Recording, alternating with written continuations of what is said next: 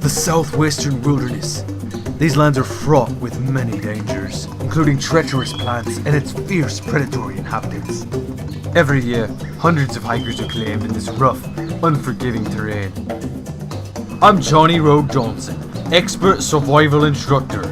I use unconventional tactics to keep me and my students alive in the wilds, and by understanding the most important survival priorities. This is Survivor vs. Wilderness.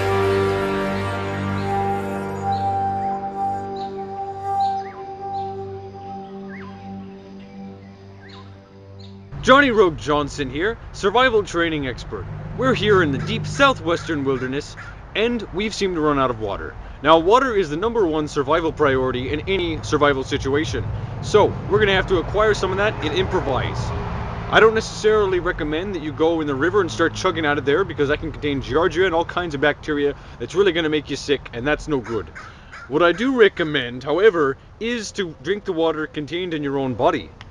Urine happens to be 90% water, and believe it or not, is sterile once you first pump it out. So, this particular bottle I filled up at home, and I recommend that you do the same thing. If you do it at home, you're going to save a lot of time and energy that you just don't have out here. Now, you know, whether or not that's worth it or not, I don't know. To me, it is. The #1 priority to any survival situation is being prepared. And that is really going to help you out later down the road.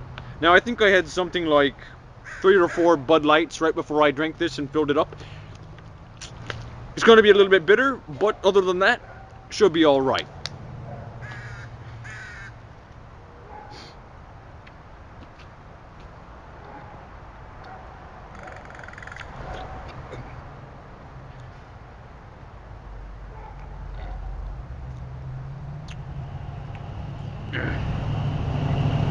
And that's going to keep me going for a little bit longer. You know we still have water, right?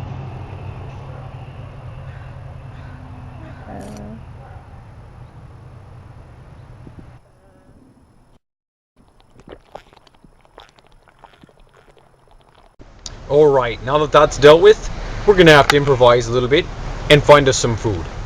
Now, we don't necessarily have the luxury of snacky cakes anymore because, well, you know, somebody decided to hog them.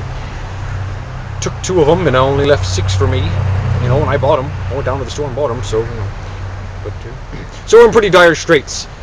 This here is a campfire axe, and the #1 survival priority is food. So, we're going to take this.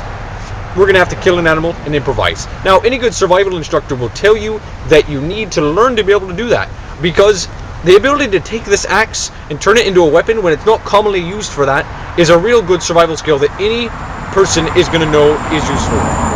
Now, whether or not we're going to be able to find a beastie to chop with, that's a good question. I'm not sure. Now, this isn't weighted or anything like that, so throwing it ain't going to be easy. But, you know, if we can get a beastie in the back of the neck, chop him right there in the spine, kill him instantly, no pain, it's not cruel at all. So, that's what we're going to have to do. Now, there's baby deer and baby fawns and all those cute little animals over there. They're good meat, good easy kill, because they're so small that you can just quickly put them down right out of their misery, and tell you what, it's quite delicious.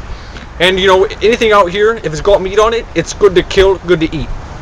So we're going to go around in them bushes where there's some berries. I think I might see some baby deer over there right now. We're going to check it out, see what we can find, and once we get one, right in the back of the neck.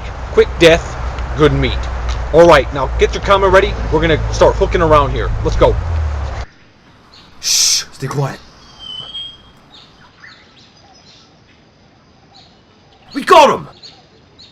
Well, we've bagged us some kind of marsupial, but from that distance I thought maybe we got lucky and killed a fawn, but, you know, oh well. Now we just need to make us a campfire and we'll be good to go. Alright, now that we got a basic campfire built, we're going to go ahead and need to light this up. Now here I have a steel fire starter device. It's been used by all kinds of experts, survival experts, like Bas Grilly and Lenny Stroud.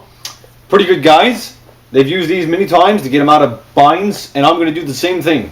Now all you got to do is take it by the hand, and give it a firm strike, and it's that easy. Now all we're going to have to do is take our critter and put him on in the fire. Alright, and there we go. Now, it's a little bit overdone. But you know, once you're out here and you're eating this stuff, you know, you're going to be thinking to yourself, it's better than nothing, right? Well, I certainly think so. Now, let's see what we got in here. Got us a chunk of meat. That's good calories, good protein. That's going to keep us alive. Now, this might not be the most delectable thing that you've ever eaten, but, you know, to me, it's going to save my life.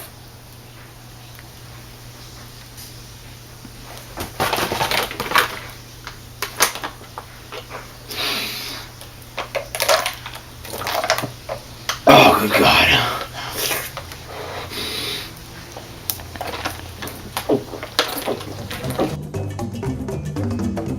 Now, cougar droppings are quite high in protein because of the diet of the cougar. You know what? I'm just going to go for it and just grab up me the whole thing if I can and just...